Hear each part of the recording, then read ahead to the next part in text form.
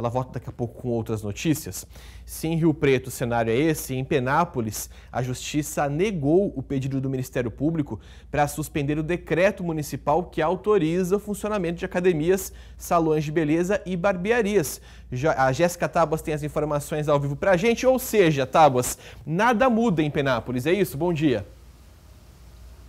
Casagrande, bom dia para você, bom dia para todo mundo que nos acompanha. Exatamente, na cidade de Penápolis, então, nada muda. As academias, os salões de beleza, as barbearias podem continuar abertos. Isso por quê? Eu vou explicar então para o pessoal de casa.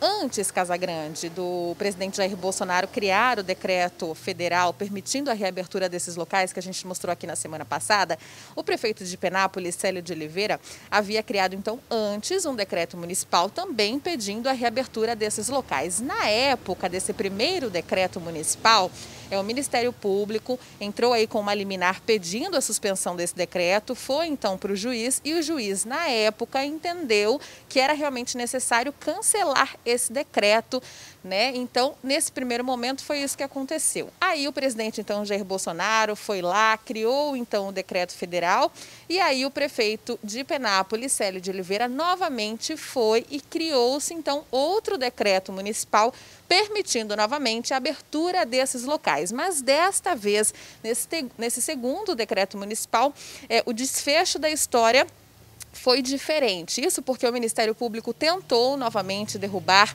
esse decreto, foi para o juiz, só que desta vez, Casagrande, o juiz da primeira vara permitiu, então, que as academias, as barbearias e os salões de beleza permaneçam aí abertos na cidade. Isso porque, segundo o entendimento do juiz, agora, além de um decreto municipal, a cidade aí conta com um decreto federal. Então, com esse respaldo do decreto federal, essa questão se torna um pouco mais forte. Isso aconteceu em Penápolis, uma história diferentemente de Araçatuba e Guararapes, porque nessas duas cidades também houve a criação de um decreto municipal, só que os prefeitos de Araçatuba e Guararapes resolveram então revogar os decretos municipais para seguir o entendimento do governo do estado de São Paulo, que se posicionou na semana passada sobre esse assunto, dizendo ser contrário à reabertura desses estabelecimentos, até porque são locais de grande movimentação e que apresentam um grande risco